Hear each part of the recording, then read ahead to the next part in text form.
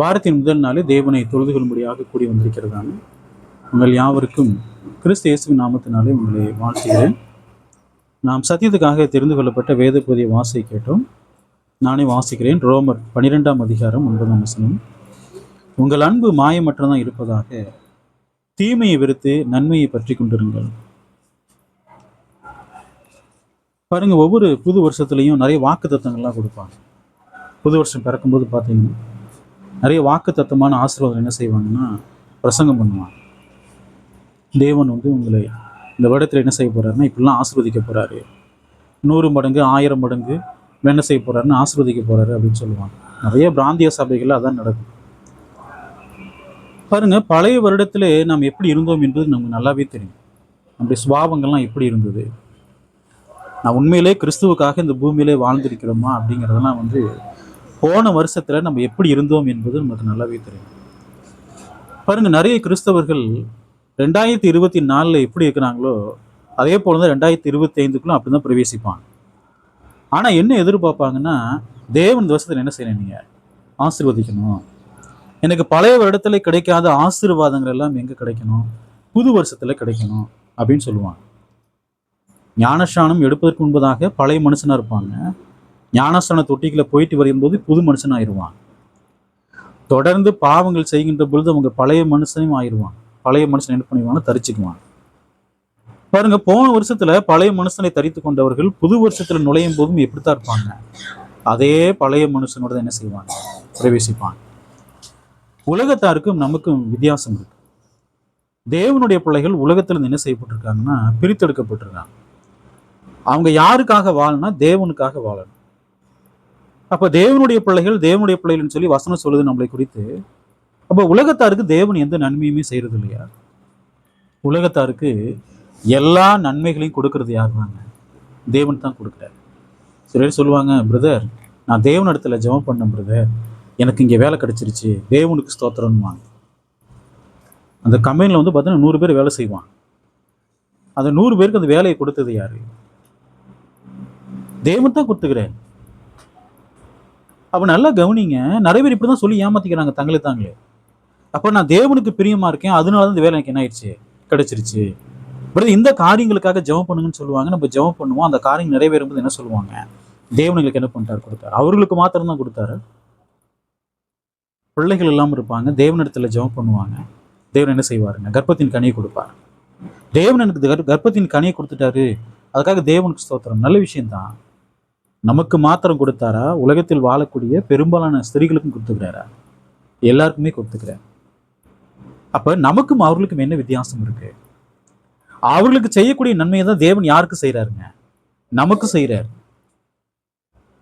அப்ப நம்ம எப்படிப்பட்டவங்களா இருக்கிறோம்?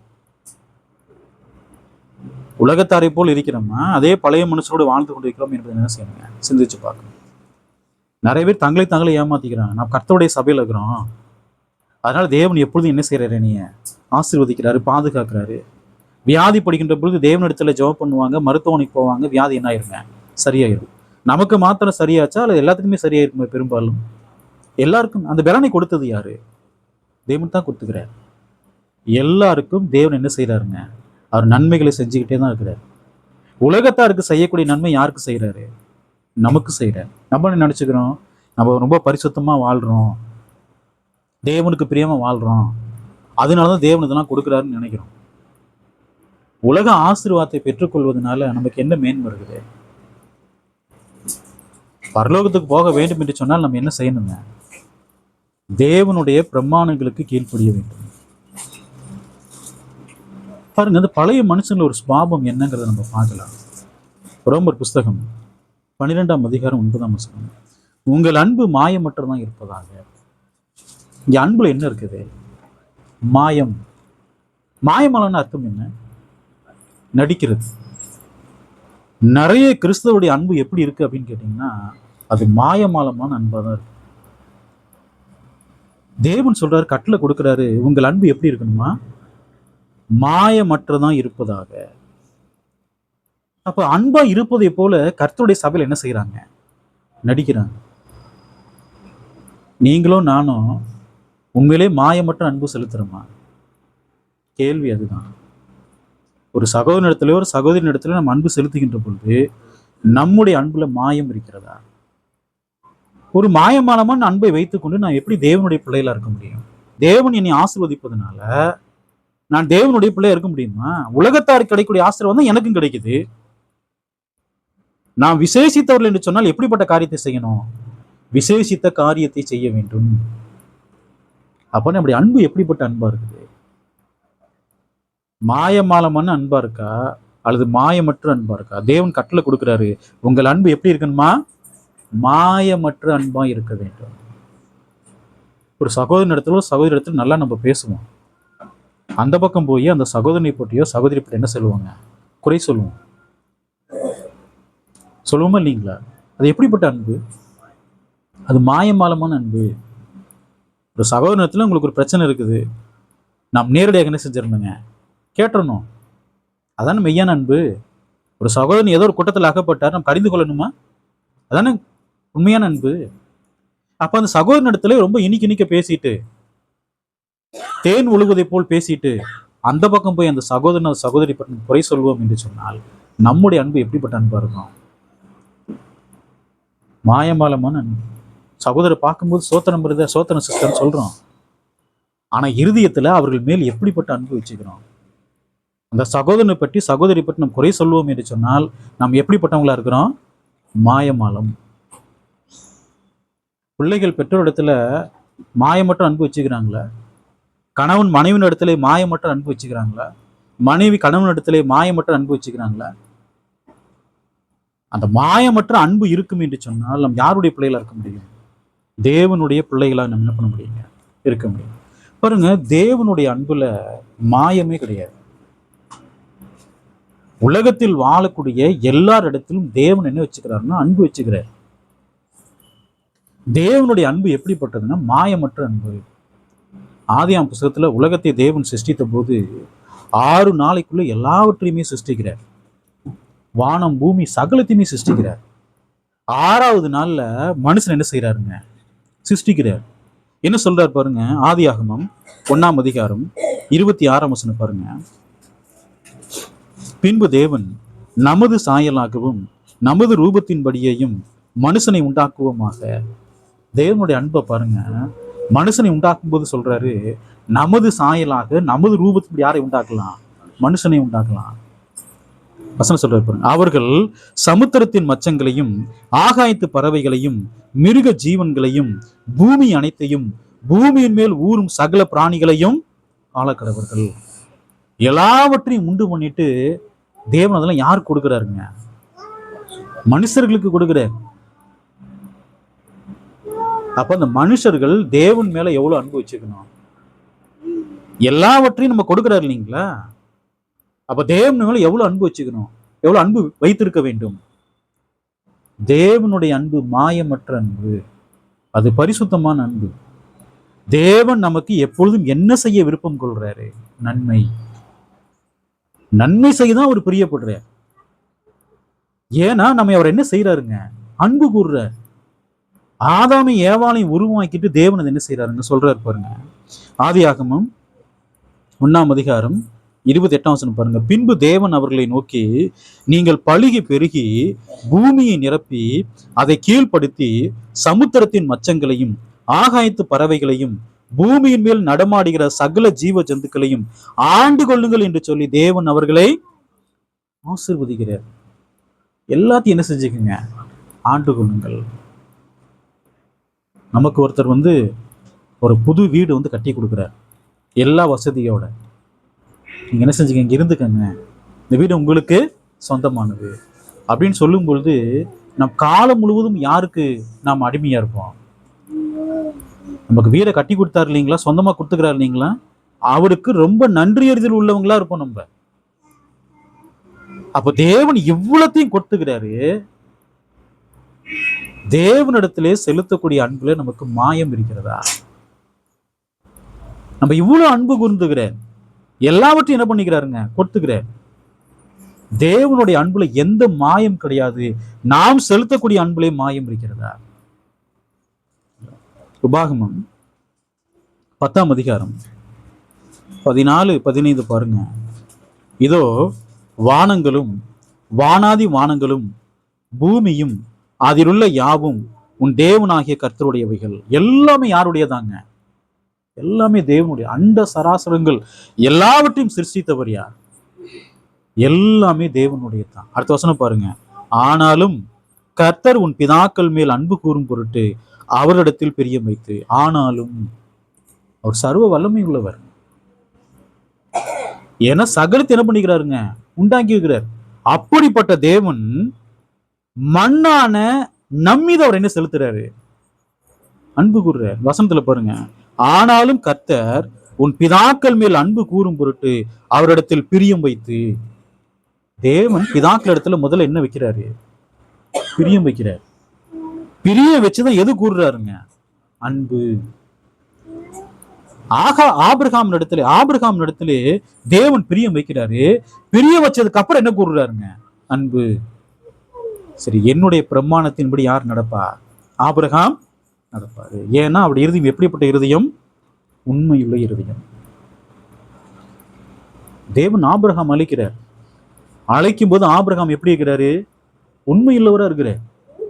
இந்த வசனத்துல மோசே சொல்றாரு, உன் கர்த்தர் உன் பிதாக்கள் மேல் அன்பு கூறும் பொருட்டு. அன்பு கூறுறதுக்காக அவங்க மேல என்ன வச்சாரம்மா? பிரியம். தேவனுடைய அன்புல ஏதாவது கலங்க பிடிக்கிறதா? தேவனுடைய அன்பு எப்படிப்பட்ட அன்பு? அது பரிசுத்தமான அன்பு. அந்த அன்புல எந்த கலங்கமே இல்லை. பாருங்க, நாம் தேவனுடைய சாயலாக தேவனுடைய ரூபத்தின்படியாக சிருஷ்டிக்கப்பட்டிருக்கிறோம். நம்முடைய அன்புல என்ன இருக்கு? மாயம் இருக்க? உபாகமம் 4ஆம் அதிகாரம் 37ஆம் வசனம் பாருங்க. அவர் உன் பிதாக்களில் அன்பு கூர்ந்தபடியால் அவருடைய பின் சந்ததியை தெரிந்து கொண்டு உன்னிலும் பலத்த பெரிய ஜாதிகளை உனக்கு முன்னிட்டு துரத்தவும் உன்னை அழைத்து கொண்டு போய் இந்நாளில் ஈக்கிறது போல அவர்கள் தேசத்தை உனக்கு சோதரமாக கொடுக்கவும் உன்னை தமது முகத்துக்கு முன் தமது மிகுந்த வல்லமையினால் எகிப்திலிருந்து புறப்பட பண்ணினார். தேவன் ஆபிரகாமுக்கு முற்பிதாக்களுக்கு உடன்படிக்கை பண்ணார். உங்களுடைய சந்ததியில் எங்க கொண்டு போய் சேர்ப்பேன்? கானான்ல கொண்டு போய் சேர்ப்பேன். தேவன் சொன்ன மாதிரியே என்ன செஞ்சாரு? இஸ்ரவேல் ஜனங்களுக்கு ஒரு மீட்பரை அனுப்புனார். யார் அதுங்க? மோசே. எகிப்து தேசத்துல அடையாளங்களையும் அற்புதங்களையும் பண்ணார. பாருங்க, அந்த ஜனங்கள் மேல அவ்வளவு அன்பு வச்சுக்கிறேன். மோசையை தெரிந்து கொண்டு மோசையின் இடத்துல அற்புதங்கள் செய்யக்கூடிய அந்த வல்லமையை கொடுத்து, எங்க போ? எகிப்துக்கு போ. என் ஜனங்கள் என்ன செய்யப்படுறாங்க? அடிமைப்படுத்தப்பட்டிருக்கிறாங்க. நீ என்ன கொடுக்கணும்? விடுதலை. பிதாக்களுக்கு நான் ஆணையிட்டான், தேசத்துக்கு என்ன செய்யணும்? நீயே அழைத்து கொண்டு போக வேண்டும்.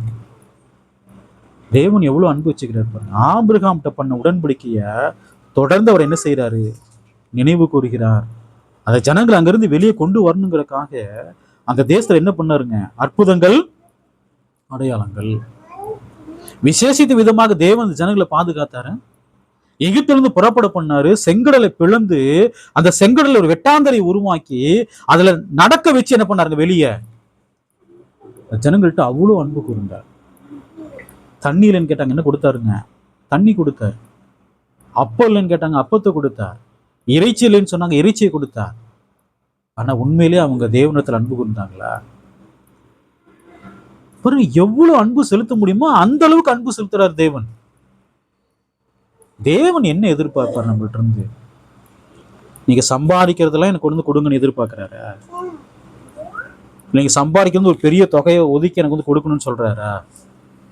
தேவன் என்னதான் எதிர்பார்ப்பாருங்க? பாருங்க, எல்லாமே தேவனுடையது. காணப்படுகிறவைகள், காணப்படாதவைகள் எல்லாமே தேவனுடையது. தேவன் ஐஸ்வர்ய சம்பன்னா இருக்கிறார். அவருக்கு நம்ம என்ன கொடுக்க முடியும்? அவர் என்ன எதிர்பார்க்கிறாருன்னா, ஏன்ட்ட மாயமற்ற அன்பு செலுத்துங்கன்னு சொல்றாரு. அது ஒண்ணுதான் எதிர்பார்க்கிறார். இஸ்ரவேல் ஜனங்கள்ட்ட அவர் அதான் எதிர்பார்த்தார். என்ன செலுத்துங்க? அன்பு செலுத்துங்கள். அந்த அன்புல என்ன இருக்கக்கூடாதுன்னா மாயம் இருக்கக்கூடாதுன்னு சொன்னார். ஆனா அவங்க என்னதுங்களா பண்ணாங்க? எகிப்துல இருந்து புறப்படும் போது எதெல்லாம் தூக்கிட்டு போயிட்டாங்க? ரெபான் கூடாரம், விக்கிரகங்கள் எல்லாத்தையும் கொண்டு போய் வச்சு அந்த வனாந்தரத்திலே அதை அவங்க என்ன செய்யறாங்க? சேவித்து கொண்டிருந்தார்கள். மலை மேல் மோசே மலையின் மேல் பிரமாணம் வாங்குறதுக்காக போயிருக்கிறார். 10 கட்டில் வாங்குறதுக்காக. கீழே மோசைக்கு என்னாச்சுன்னு தெரியாது. இவங்களுக்கு என்ன செய்யணும்? முன் செல்லக்கூடிய தெய்வங்களை உண்டு பண்ண வேண்டும். ஒரு 40 நாள் தான் ஆச்சு. அதுக்குள்ள அவங்க என்ன ஆயிட்டாங்க? தேவனை விட்டு விலகி போயிட்டாங்க. அப்ப அவங்க செலுத்தின அன்புல என்ன? அவங்க செலுத்தின அன்பு எப்படிப்பட்ட அன்பு? அது மாயமான அன்பு. அவங்க நடிக்கிறாங்க. தேவன் என்ன செஞ்சாங்க? நடிக்கிறான். மோசே எகிப்துக்கு வந்து இந்த அற்புதங்களை செய்த போது, ஆரோனும் மோசையும் அற்புதங்களை செய்த போது தலை குனிந்து தேவன் என்ன பண்ணாங்க? தொழுது கொண்டாங்க. வனாந்திரத்துல பார்க்கிறோம், தேவனுக்கு விரோதமா என்னென்ன பாவங்களை செய்ய முடியுமோ எல்லா பாவத்தையுமே பண்றாங்க. காரணம் என்னங்க? அவங்கள்ட்ட என்ன இல்லை? மெய்யான அன்பே கிடையாது. தேவன் ஏன் வனாந்திரத்துல அவங்கள ஏன் அழிச்சு போட்டார்? காரணம் என்ன? காரணம் என்னங்க? தேவனிடத்திலே அந்த மெய்யான மாயமற்ற அன்பு செலுத்தவே இல்லை. எப்போதும் தேவனுக்கு என்னதான் செஞ்சுட்டே இருந்தாங்க? துரோகம். துரோகம் தான் பண்ணாங்க. சங்கீத புஸ்தகம் 78ஆம் சங்கீதம் 34 38 வரைக்கும் பாருங்க. அவர்களை அவர் கொல்லும் போது அவரை குறித்து விசாரித்து அவர்கள் திரும்பி வந்து தேவனை அதிகாலமே தேடி. தேவன் அவங்களை கொல்றாரு, ஐயோ நம்ம தப்பு பண்ணிட்டோம் அப்படின்னு அவங்க நினைக்கிறாங்க. உடனே யார் பக்கம் வர்றாங்க? தேவனை தேடி வர்றாங்க. என்ன சொல்றாங்க பாருங்க, தேவன் தங்கள் கண்மலை என்றும் உன்னதமான தேவன் தங்கள் மீட்பர் என்றும் நினைவு கூர்ந்தார்கள். என்ன சொன்னாங்க? தேவன் யாரு? எங்களுடைய கண்மலை, உன்னதமான தேவன் தங்கள் மீட்பர். நம்ம அந்த வசனத்தை கீழே பார்க்கும்போது ரொம்ப வேதனையா இருக்குது. என்ன வேதனை? அடுத்த வசனம் பாருங்க. தேவன் சொல்றாரு, ஆனாலும் அவர்கள் தங்கள் வாயினால் அவருக்கு இச்சகம் பேசி தங்கள் நாவினால் அவரிடத்தில் பொய் சொன்னார்கள். என்ன சொல்லிக்கிறாங்க? அவங்க பொய் சொல்லிக்கிறாங்க. அதாவது அன்பா இருப்பதை போல் நடிக்கிறாங்க. ஆண்டவரே நீங்க தான் எல்லாமே எங்களுக்கு, நீங்க தான் எங்களுடைய கண்மலை, உன்னதமான தேவனே நீங்க தான் சொல்றாங்க வாயில. ஆனா இருதயத்துல என்ன இருக்குங்க? எல்லாம் கபடம் தான் இருக்குது, எல்லாமே மாயம் தான் இருக்குது. தேவன் அவங்க இருதயத்தை பார்த்து சொல்றாரு, அவங்க கிட்ட என்ன சொன்னாங்க? பொய் சொன்னாங்கன்ற. மனுஷனை உண்டாக்கினதற்காக கர்த்தர் மனஸ்தாபப்பட்டாரு. அவனுடைய இருதயத்தின் நினைவுகள் தோற்றம் எல்லாம் எப்போதும் எப்படித்தான் இருக்குதுங்க? பொல்லாதது. அவங்க தேவனுக்கு உண்மையாவே இல்லை. ஆதாம் ஏவாளை ஏதேன் தோட்டத்துல கொண்டு வைக்கிறாரு. தேவன் ஆதாமுக்கு பிரமாணத்தை கொடுத்துக்கிறாரு. உண்மையிலே ஆதாம் தேவனிடத்திலே அன்பா இருப்பார் என்று சொன்னால் என்ன பண்ணிருப்பாரு? தேவனுடைய பிரமாணத்தை கீழ்ப்படிஞ்சிருப்பாரு? கீழ்ப்படிய மாட்டாருங்களா? கீழ்ப்படிஞ்சிருப்பாரு. தேவன் அங்க வருத்தப்படுறாரு, சஞ்சலப்படுறாரு. ஆதாமே நீ எங்கே இருக்கிறார்? நான் விளக்கின கனியை நீ புசித்தாயோ? தேவனுடைய பிரமாணத்தோட என்ன செய்யறாருங்க? மீறி இருக்கிறார். அது மெய்யான அன்பா? தேவன்ட்டு உண்மையிலே ஆதாமும் ஏவாளும் மெய்யாய் அன்பு கூர்ந்திருப்பார்கள் என்று சொன்னால் அவங்க என்ன பண்ணிருப்பாங்க? தேவனுடைய பிரமாணத்தின்படி நடந்திருப்பாங்க. நாம் என்ன செய்கிறோம்? ஆதாம் ஏவாள் என்ன பண்ணாங்களோ அதான் நம்ம பண்ணிட்டு இருக்கிறோம். இஸ்ரவேல் ஜனங்கள் எங்கள் தேவன் அவரு தான், என்னுடைய கண்மல் அவரு தான், எப்போதும் நாங்கள் தேவனை தான் சேவிக்கிறோம்னு சொல்றோம். தேவனை அறிந்திருக்கிறோம், ஆனால் கிரியினாலே நம்ம என்ன செய்யறாங்க? அவரை மறுதலிக்க. தீத்துல சொல்லுவார், தேவனை அறிந்திருக்கிறோம் என்று அவர்கள் அறிக்கை பண்ணுகிறார்கள், கிரியினால என்ன செய்யறாங்க? மறுதலிக்கிறாங்க. நோவாவுடைய காலகட்டத்திலே ஜனங்கள் எல்லாம் சீர்கெட்டு போயிட்டாங்க. அவருடைய அக்கிரமம் தேவனுடைய சமூகத்துல போய் எட்டுது. மனுஷனை உண்டாக்கினதற்காக கர்த்தர் மனஸ்தாபப்பட்டார். எல்லாத்தையுமே கொடுக்கிறாரு. என்னதாங்க எதிர்பார்க்கிறாரு தேவன்? உபாகமம் 11ஆம் அதிகாரம் 1வது வசனம் பாருங்க. நீ உன் தேவனாகிய கர்த்தரிடத்தில் அன்பு கூர்ந்து அவருடைய பிரமாணங்களையும் அவருடைய கட்டளைகளையும் அவருடைய நியாயங்களையும் அவருடைய கற்பனைகளையும் எப்பொழுதும் கை கொள்வாயாக. என்ன எதிர்பார்க்கிறாரு? என்கிட்ட நீ அன்பு செலுத்துன்ற. அன்பு செலுத்தி நான் பிரமாணத்தை கொடுக்கிறேன், நான் கட்டளையை கொடுக்கிறேன், நான் நியாயங்களை கொடுக்கிறேன், நான் கற்பனைகளை கொடுக்கிறேன். அதுக்கு நீ என்ன செய்ய? கீழ்ப்படி. தேவன் அதான் எதிர்பார்க்கிறாரு. நான் ஒருத்தட்ட அன்பு செலுத்துறோம், அந்த அன்புல மாயம் இருக்கும் என்று சொன்னால், நாம் ஏமாற்றப்படும் போது நமக்கு எவ்வளவு துக்கமா இருக்கும் பாருங்க. இப்படி நம்ம அன்பு செலுத்துகின்ற பொழுது அவங்க நமக்கு துரோகம் பண்ணா நமக்கு எப்படி இருக்கும்? வலி இருக்குமா இருக்காதுங்களா? அதே போலதான் தேவன் நமக்கு அவ்வளவு நன்மை செய்யறாரு, நாம் தேவனுக்கு துரோகம் செய்கின்ற பொழுது எப்படி இருக்கும்? ஏமாத்துறோம் இல்லைங்களா தேவனை நிறைய நேரங்கள்ல. நம்ம இடத்துல மெய்யான அன்பு இல்லை. தேவனிடத்திலே செலுத்தக்கூடிய அன்புல நமக்கு என்ன இருக்குங்க? என்ன இருக்கணும்? மாயமற்ற அன்பு இருக்கணும். பெரும்பாலான நேரங்கள்ல நம்ம எப்படிப்பட்ட அன்பு தான் செலுத்துறோம்? மாயமான அன்பு. அப்ப யாரோ ஒரு இடத்துல நம்ம அன்பு செலுத்துகின்ற பொழுது ஏமாற்றப்படும் போது நம்ம அவ்வளவு துக்கப்படுறோம், அவ்வளவு கஷ்டப்படுறோம். தேவனுக்கு எப்படி இருக்கும்? எல்லாத்தையும் கொடுத்துக்கிறாரு. தேவனுக்கு எப்படி இருக்கும்? அப்போஸ்தலர் 17ஆம் அதிகாரம் 24, 25, 26 பாருங்க. உலகத்தையும் அதிலுள்ள யாவற்றையும் உண்டாக்கின தேவனானவர் வானத்திற்கும் பூமிக்கும் ஆண்டவராக இருக்கிறபடுகிறான். கைகளினால் கட்டப்பட்ட கோவில்களில் வாசம் பண்ணுகிறது இல்லை. எல்லாருக்கும் ஜீவனையும் சுவாசத்தையும் சகலத்தையும் கொடுக்கிறவர் தமக்கு யாதொன்றும் தேவையானது போல மனுஷர் கைகளால் பணிவிடை கொள்கிறதும். தேவன் எல்லாருக்கும் என்ன கொடுக்கிறாருங்க? கிறிஸ்தவர்களுக்கு மாத்திரம்தான் நான் ஜீவனை கொடுக்குறேன்னு சொல்றாரு. உலகத்திலே தேவன் இல்லை என்று சொல்லக்கூடிய மதிகள் இருந்தாலும் சரி, கிறிஸ்தவர்கள் இருந்தாலும் சரி, முஸ்லீமாக இருந்தாலும் சரி, இந்துக்களாக இருந்தாலும் சரி, எந்த மதத்தை சேர்ந்தவர்களாக இருந்தாலும் தேவன் என்ன கொடுக்கிறாரு? எல்லாருக்கும் ஜீவனையும், அடுத்து என்ன கொடுக்கிறாரு? சுவாசத்தையும், அடுத்து என்ன கொடுக்கிறாரு? சகலத்தையும். ஏதோ நான் கர்த்தருடைய சபையில் இருக்கிறதுனால நான் ஆசீர்வதிக்கப்படுறேன்னு நினைக்காதீங்க. நம்மை காட்டிலும் அதிகமா ஆசீர்வதிக்கப்படுறது யாரு? உலகத்தார். ஆனா அவங்க வேறொன்றை சேவிக்கிறோம். நான் மெய்யான தேவன் என்ன பண்றாங்க? சேவிக்கிறோம். நமக்கு என்ன கொடுக்கணும், எது கொடுக்கணும் யாருக்கு தெரியும்? தேவனுக்கு. அவங்க தேவனுக்கு நன்றி செலுத்துறதுல, தேவனை மகிமைப்படுத்துறது இல்ல. தேவன் நமக்கு ஒண்ணு கொடுத்தாருன்னா நம்ம என்ன செய்யணும்? தேவனை மகிமைப்படுத்தணும். நமக்கு அவங்களுக்கு அதான் வித்தியாசமே. நம் நன்றி அறிதல் உள்ளவங்களா இருக்கிறோம். அவங்க யாருக்கு நன்றி செலுத்துறாங்க? அந்நிய தெய்வங்களுக்கு என்ன செலுத்துறாங்க? அதான் கொடுத்ததுன்னு நினைக்கிறாங்க. எந்த விக்கிரகமாவது வாக்கு கொடுத்துருக்கா நான் இது செய்யறேன்னு? எதுவுமே சொன்னதில்லை. அப்படி ஏதாவது செய்யுதா? எதுவுமே இல்லை. பூமியிலே ஒரு மனுஷனுக்கு நன்மை வருகிறது என்று சொன்னால் அது எங்கிருந்தா வருங்க? பரலோகத்திலிருந்து இறங்கி வரும். இது கிறிஸ்தவர்களுக்கு மாத்திரம் இல்லை. அப்ப தேவன் நமக்கு பிரமாணத்தை கொடுத்துக்கிறாரு. அந்த பிரமாணத்தின்படி நம்ம என்ன செய்யணுங்க? வாழணும். ஏன்? நமக்கு நித்திய ஜீவன், நித்திய சுதந்திரம் வேண்டும் என்று சொன்னால் நம்ம எப்படி வாழணுங்க? பிரமாணத்தின்படி. நம்முடைய அன்பு எப்படிப்பட்ட அன்பா இருக்கணும்? அது மாயமற்ற அன்பா இருக்கணும். இந்த வசனத்துல எல்லாருக்கும் ஜீவனையும் சுவாசத்தையும் சகலத்தையும் கொடுக்கிறவர் தமக்கு யாதொன்றும் தேவையானது போல மனுஷர் கைகளால் பணிவிடை கொள்கிறதும் இல்லை. இன்னைக்கு இதெல்லாம் செய்யுங்க செய்யுங்க தேவன் வந்து கேட்கிறாரு. அவர் என்னதான் எதிர்பார்க்கிறாரு? அவர் இடத்துல மாயமற்ற அன்பு செலுத்த வேண்டும். அதான் எதிர்பார்க்கிறாரு. யோவான் புஸ்தகம் 3ஆம் அதிகாரம் 16ஆம் வசனம் பாருங்க.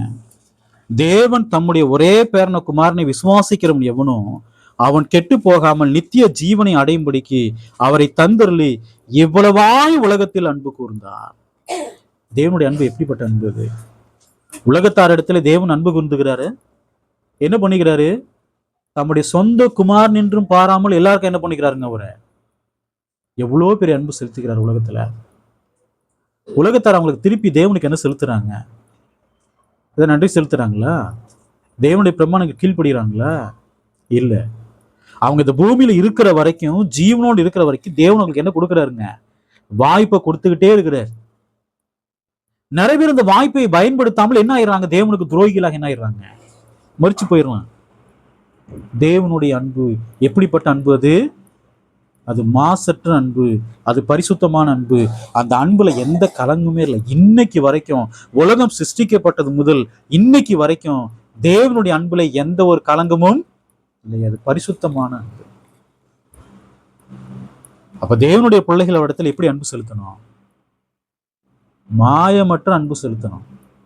நான் தேவனுடைய பிரமாணத்திற்கு கீழ்ப்படியாம வார வாரம் நான் சபைக்கு வரேன்னு வச்சுக்கோங்களேன், அது எப்படிப்பட்ட அன்பு? அது மாயமாலமான அன்பு. நிறைய கிறிஸ்தவர்கள் இருக்கிறாங்க, தேவனுடைய பிரமாணத்துக்கு கீழ்ப்படிய மாட்டாங்க, சபை கூடி வரும்போதெல்லாம் கூடி வந்துருவாங்க. ஆனா இருதயத்துல பாத்தீங்கன்னா மாம்சத்தின் கிரிகள் எல்லாமே இருக்கும் அவங்கள்ட்ட. கலாத்தியர்ல சொல்லுவார் இல்லைங்களா, எல்லா கிரியுமே இருக்கும். ஆனா என்ன சொல்லிக்குவாங்க, நாங்கள் கிறிஸ்தவர்கள், வார வாரம் எங்க போயிடுவோம், சர்ச்சுக்கு போயிடுவோம். அவர்கள் தேவனிடத்துல காண்பிக்கக்கூடிய அன்பு எப்படிப்பட்ட அன்புங்க? அது மாயமாலமான அன்பு. அந்த அன்பை தேவன் ஏத்துக்குவாரா? அதெல்லாம் ஏத்துக்கல மாட்டார். 1 யோவான் 3ஆம் அதிகாரம் 1ஆம் வசனம் பாருங்க. நாம் தேவனுடைய பிள்ளைகள் என்று அழைக்கப்படுவதினாலே பிதாவானவர் நமக்கு பாராட்டின அன்பு எவ்வளவு பெரிதென்று பாருங்க. நாம் கிறிஸ்து இயேசுவுக்குள் நாம் ஞானஸ்நானம் எடுத்ததுனால நாம் யாருடைய பிள்ளைகளா இருக்கிறோம்? தேவனுடைய பிள்ளைகள். அதுவே ஒரு பெரிய சாக்கியம். உலகத்தாருக்கு அவர் என்னவா இருக்கிறது இல்லைங்க, பிதாவா இருக்கிறது இல்லை. உலகத்தார் தேவனுக்கு பிதாவுக்கு பிள்ளைகளா இருக்கிறது இல்லை. ஆனால் நாம் எப்படி இருக்கிறோமா தேவனுக்கு பிள்ளைகள். அப்ப தேவனுடைய பிள்ளைகளாக இருக்கிறோம். அவர் சொல்றாரு பாருங்க, தேவனுடைய பிள்ளைகள் என்று அழைக்கப்படுவதனாலே பிதாவானவர் நமக்கு பாராட்டின அன்பு அது எவ்வளோ பெரிய அன்பு. நாம் எல்லாருமே மண்ணில இருந்து எடுக்கப்பட்டவங்க. எங்கதான் திரும்ப போறோங்க? மண்ணுக்கு திரும்ப போறோம். இந்த மண்ணின் மீது அவர் என்ன வச்சுக்கிறாருங்க? அன்பு. தேவன் அழியாதவரா இருக்கிறாரு. நமக்கு எதை கொடுக்க போறாரு? அழியாமையை கொடுக்க போறார். யாருக்குங்க? மண்ணான நமக்கு. மிருக ஜீவராசிகளுக்குலாம் அதெல்லாம் இருக்கா? யார் தான் கொடுக்க போறாருங்க? தேவனுடைய பிள்ளைகளுக்கு அழியாமையை சுதந்திரித்துக் கொள்வார். தேவன் எப்படி அறியாதவரா இருக்கிறாரோ அதே போல எவ்வளவு பெரிய சாக்கியம். அவருடைய அன்பு பாத்தீங்களா, எவ்வளவு பெரிய அன்புன்னு. இந்த பூமியிலையும் நம்ம வழி நடத்துறாரு, நித்தியத்திலும் அவ்வளோ ஆசீர்வாதங்களை வச்சுக்கிறாரு. இந்த அன்புல ஏதாவது கலங்கம் இருக்கிறதா? ஏதாவது அழுக்கு அதுல இருக்கா? கரை இருக்கிறதா? இந்த அன்புல கரை திரை முதலானவைகள் ஒன்றும் இல்லாத ஒரு அன்பு. யோவான் புஸ்தகம் 13ஆம் அதிகாரம் 1ஆம் வசனம் பாருங்க. பஸ்கா பண்டிகைக்கு முன்னே இயேசு உலகத்தை விட்டு பிதாவினிடத்திற்கு போகும்படியான தம்முடைய வேலை வந்தது என்று அறிந்து தாம் உலகத்தில் இருக்கிற தம்முடையத்தில் அன்பு வைத்தபடி முடிவு பரிதம் இடத்தில் அன்பு வைத்தார். யூதாஸ் காரியோத் இயேசு கிறிஸ்துவை காட்டி கொடுப்பதற்கு என்ன வாங்கிட்டாருங்க? பணம் வாங்கிட்டாரு. சமயம் பார்த்து கொண்டிருந்தான் காட்டி கொடுப்பதற்கு. இயேசு என்ன பண்ணாரு? முடிவு பரிந்து நினைச்சுக்கிறாருங்க. அன்பு. என் அப்பம் புசித்தவன் எனக்கு விரோதமாக தன் குதிங்காலை தூக்கினான்றாரு. துரோகியான யூதாஸ் காரியத்துன்னு சொல்றாரு யோவான். ஒருத்தர் தனக்கு துரோகம் செய்யறாரு, ஆனால் இயேசு ஒரு இடத்துல என்ன வச்சுக்கிறாருங்க? அன்பு வச்சுக்கிறாரு. எல்லாருமே கேட்குறாங்க, ஏன் சொல்றாரு உங்களில் உன்னை காட்டி கொடுப்பான்னு சொல்றாரு. எல்லாருமே கேட்குறாங்க, ஆண்டவரை நானும் நானும்ன்றார். யூதாஸ் காரியத்தையும் கேட்கிறாரு, ஆண்டவரை நானும். நீ சொன்னபடிதான். நம்ம யூதாஸ் என்ன புரிஞ்சிருக்கணும்? நம்ம பணம் வாங்கினது, திட்டம் போட்டது யாருக்கு தெரிஞ்சிருக்குது? இயேசுக்கு தெரிஞ்சிருக்குது. மனம் மாற வேண்டும் என்று அவர் சிந்தித்தாரா? இயேசுனுடைய அன்புல எந்த கலங்கமும் இல்லை. தேவனுடைய அன்புல எப்படி பரிசுத்தம் இருக்கிறதோ, அதுல எந்த ஒரு மாயமாலம் இல்லையோ, அதே போல கிறிஸ்துவின் அன்பிலும் எந்த ஒரு மாயமாலமும் இல்லை. அவருடைய அன்பும் எப்படிப்பட்ட அன்புங்க? பரிசுத்தமான அன்பா இருக்கு.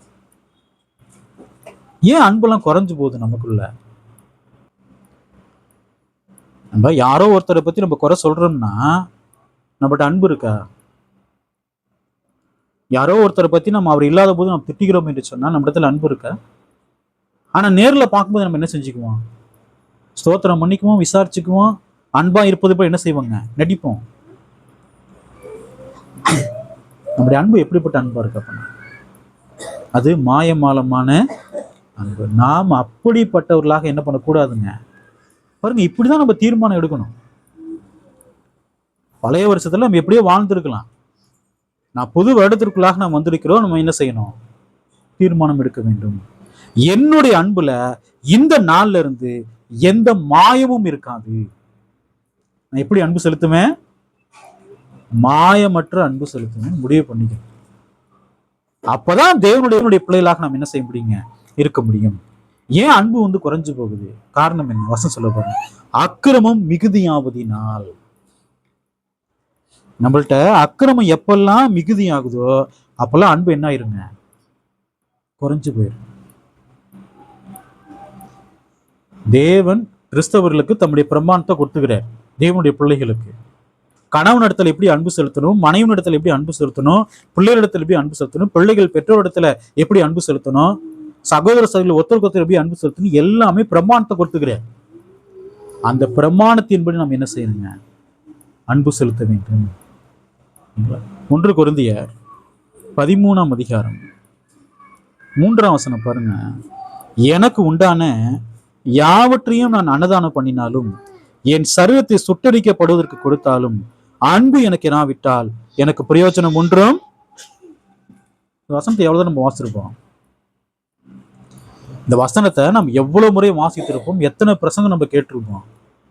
இந்த வேத வாக்கியத்தை கவனிங்க. எனக்கு உண்டான யாவற்றையும் நான் அன்னதானம் பண்ணினாலும் என் சரீரத்தை சுட்டரிக்கப்படுவதற்கு கொடுத்தாலும் அன்பு எனக்கு இராவிட்டால்ன்ற கேள்வி என்னன்னா, 1 கொரிந்தியர் 13ஆம் அதிகாரம் 3ஆம் வசனம் சொல்லப்படக்கூடிய அன்பு மனுஷரிடத்தில் காண்பிக்கப்படக்கூடிய அன்பா? 1 கொரிந்தியர் 13:3 வசனத்தை பாருங்க. எனக்கு உண்டான யாவற்றையும் நான் அன்னதானம் பண்ணினாலும். கருமிகள் இருக்காங்க இல்லைங்களா? கருமி யாருக்கு 5 பைசா கூட கொடுக்க மாட்டாங்க. இங்க ஒருத்தர் என்ன செய்யறாருன்னா, தனக்கு உண்டான யாவற்றையும் என்ன செய்யறாருங்க? அப்ப அவர்கிட்ட என்ன இருக்குது? அன்பு இருந்தாதானே செய்ய முடியும் அதெல்லாம். அப்ப அவர்கள் மனுஷர் மேல என்ன செலுத்துறாரு? அன்பு செலுத்துறாரு. 2வது பாருங்க, என் சரீரத்தை சுட்டரிக்கப்பட கொடுத்தாலும், சுட்டரிக்கப்படுவதற்கு கொடுத்தாலும் சரி சொல்லுவாங்க, அவனுக்கு பதிலாக நான் என்ன ஆயிடுறேன்? செத்து போயிடுறேன், அவரை நீங்க விட்டுருங்க, என்ன வேணாலும் பண்ணுங்கன்னு சொல்றாங்கன்னு வச்சுக்கோங்களேன். அவர் மேல அவருக்கு என்ன இருக்குங்க? அன்பு இருக்கு. வசனத்தை பாருங்க. எனக்கு உண்டான யாவற்றையும் நான் அன்னதானம் பண்ணினாலும் என் சரீரத்தை சுட்டரிக்கப்பட கொடுத்தாலும் அன்பு எனக்கு என்னாவிட்டால். அன்பு இல்லாம இதெல்லாம் செய்ய முடியுமா? இங்கே சொல்லப்படக்கூடிய அன்பு எந்த அன்பு? தேவன் மேல் காண்பிக்கப்படக்கூடிய அன்பு. உலகத்தார் இந்த அன்புலாம் செலுத்துறாங்களா இல்லைங்களா? தேவனை அறியாதவர்கள் தங்கள் சொத்தெல்லாம் எங்க எழுதி வைக்கிறாங்க? தானம் தர்மம் பண்றதுக்கு எழுதி வைக்கிறாங்க. அன்பு இல்லாம செய்வாங்களா? யாரோ ஒருத்தருக்காக சொல்றாருன்னா அவருக்கு பதிலா என்ன செஞ்சிருங்க? பொண்ணு போட்டுருங்க, அவருக்கு பதிலா நான் மறிக்கிறேன்றான். அன்பு இல்லாம செய்வாங்களா? இங்க சொல்றாரு, அன்பு எனக்கு என்னாவிட்டால். இதெல்லாம் இருக்கு. அப்ப எந்த அன்பை பத்தி பேசுறாரு? தேவன் மேல் வைக்கக்கூடிய அன்பு. உலகத்தார் இடத்துல அன்பு செலுத்துறோம், எல்லாத்தையுமே கொடுக்கிறோம். தேவன் மேல அன்பு இல்லைன்னா அந்த அன்பு ஒண்ணுக்கும் பிரயோஜனப்படாது. இந்த அன்பு ஒண்ணுக்கும் பிரயோஜனமே படாது. நீங்க எவ்வளவு தான தர்மங்கள்லாம் செய்யறாங்க, அன்பினால என்ன பிரயோஜனம் இருக்கும்? இந்த பூமியில உங்களுக்கு என்ன இருக்குங்க? மகிமை இருக்கு, எல்லாரும் உங்களை புகழ்வாங்க, அதுதான்.